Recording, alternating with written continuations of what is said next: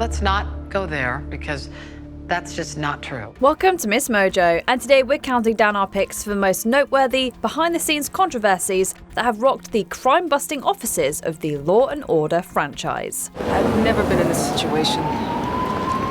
You'll get over it.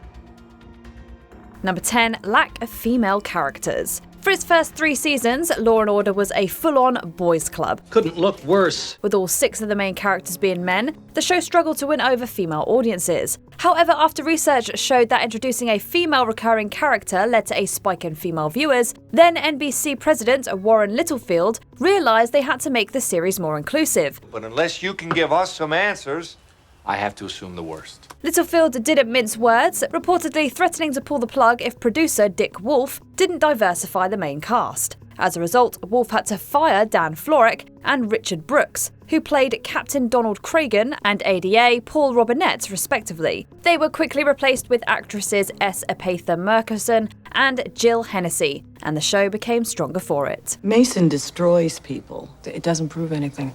Claire, it proves who he is. We can't make this work. All we got left is rubber hoses.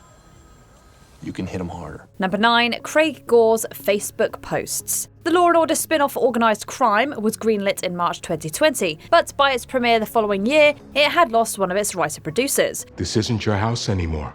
You can't just bust in and put your feet up on the table and do whatever you damn please. Craig Gore, known for his work on shows like SWAT and Chicago PD, was initially set to join the team until his abrupt firing in June 2020. A TV writer has been fired from an upcoming Law & Order spinoff because of his online posts about social unrest here in LA. Gore's dismissal came as a result of a controversial Facebook post in which he posed with a weapon and threatened violence against Black Lives Matter protesters. This occurred during a wave of national demonstrations following George Floyd's murder by a police officer. Gore not only lost his spot in the Law & Order Organised Crime writing room, he was also dropped by his talent agency. In a statement, Wolf said he won't tolerate Gore's conduct during what Wolf called our hour of national grief. Number 8, similarities between SVU episode and E. Jean Carroll's claims. In 2019, E. Jean Carroll accused US President Donald Trump of sexually assaulting her in the mid-1990s. And at that point, I realized that I was in a very difficult situation. Did he say anything? No. According to Carroll, the assault occurred in the lingerie section of department store Bergdorf Goodman, while she was helping Trump pick a gift for a female friend. Trump denied the allegations and called Carroll a liar, prompting her to sue him for defamation. We achieved so much in a 7-day trial. We did what people thought was impossible.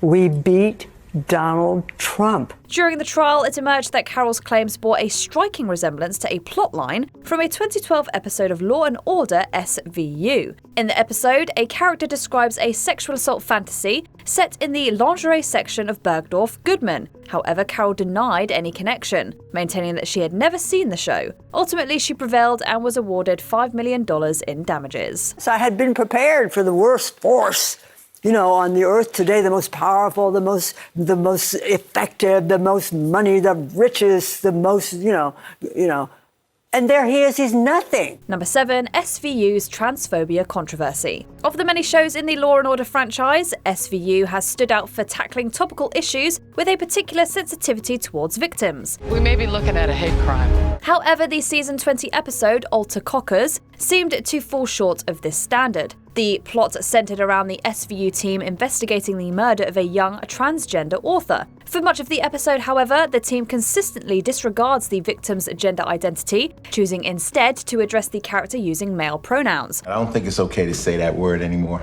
Why not? Because it hurts people.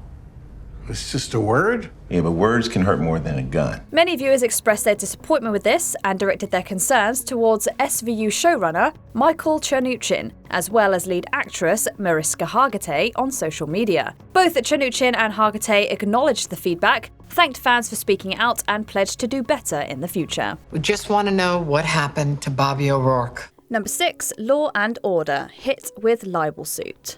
Many Law & Order episodes draw inspiration from real-life cases, before veering off in entirely different directions. We'll be lucky if we get an ID. If we were lucky, we wouldn't have caught this case. But occasionally, the show blurs the line between reality and fiction. The season 14 episode Floater featured a character named Rosie Perez, a New York City lawyer of Indian descent, caught up in a judicial corruption scandal. We may ask you to appear. If it's true, then. That would be premature. I don't think I'd be of much use. Coincidentally, or maybe not, there was a real-life Indian-American lawyer named Ravi Batra, who was connected to a political scandal in Brooklyn. Although Batra was not charged with any crime, he found the resemblance to the character a little too close for comfort. As a result, he sued the show for libel. Now facing a legal predicament of their own, Law & Order producers decided to settle out of court for an undisclosed amount. Once we lay out the magnitude of your corruption, the jury will find it easy to believe that you and the judge conspired to murder Ariana Marchetti to silence her. Number 5. SVU accused of inflaming Islamophobia. The penultimate episode of SVU Season 20 centered on a Muslim woman who reported being assaulted in a synagogue in what was initially believed to be a hate crime. Can you tell us what happened to you? Yes. I know exactly what happened. Okay. I was set up. The storyline also introduced a Muslim city councilwoman, seemingly an exaggerated portrayal of US Congresswoman Ilhan Omar. The episode faced backlash, with a Muslim advocacy group criticizing it for equating support for Palestinian rights with anti-Semitism and perpetuating negative stereotypes about Muslim men. Are you surprised? Not in the least. She hates men. I don't know about that, but I'm pretty sure she hates you. The group argued that the episode fueled Islamophobia and could lead to anti-Muslim attacks. Although the group's executive directors urged the show's producers to engage with the leaders of the Muslim community to better understand the issue, it is unclear if such a meeting ever happened. Clearly, each and every one of those assumptions were dead wrong. Number 4. Rosie Perez sues for negligence. The Law & Order franchise has faced lawsuits not only from external parties, but also from its own actors. You never told me this. Mrs. Banks. No, wait a minute. Mrs. Banks. Oh my. In 2009, Oscar-nominated actress Rosie Perez guest-starred on an episode of SVU as the mother of a sexual assault victim. While filming, Perez suffered severe injuries to her neck that required surgery for a herniated disc. Oh my God. What is it? This forced her to drop out of a stage production of John Guare's A Free Man of Color and left her wearing a neck brace even 1 year later. Consequently, Perez sued the show's production companies for negligence, alleging that she was recklessly pulled, grabbed, yanked, wrenched, and manhandled. Initially seeking over $75,000 in damages, Perez later settled the suit for an unspecified amount. Can you do this?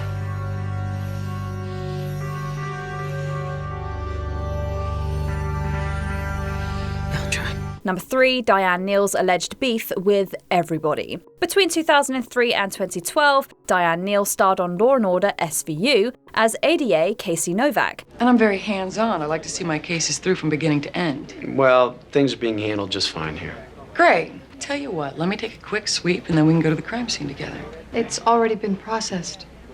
Not by me. Her departure initially seemed amicable, but in 2019, her alleged sentiments towards her co-stars came to light during a legal battle with her ex-partner, JB Ben. Neal had sued Ben for physical and sexual assault, while he countersued, claiming that she had threatened to kill him. There's no question who broke the law.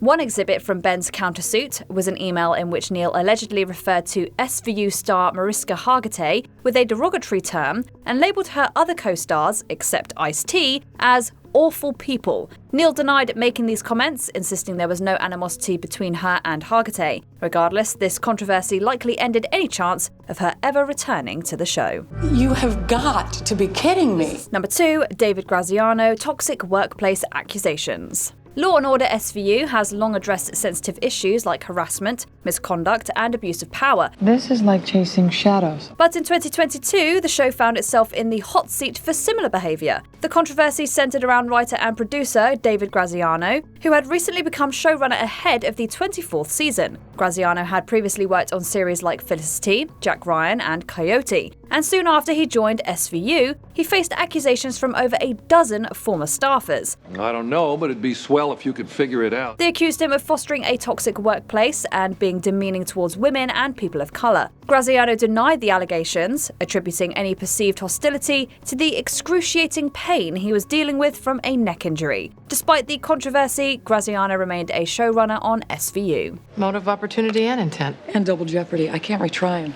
Before we continue, be sure to subscribe to our channel and ring the bell to get notified about our latest videos. You have the option to be notified for occasional videos or all of them. If you're on your phone, make sure you go into your settings and switch on notifications.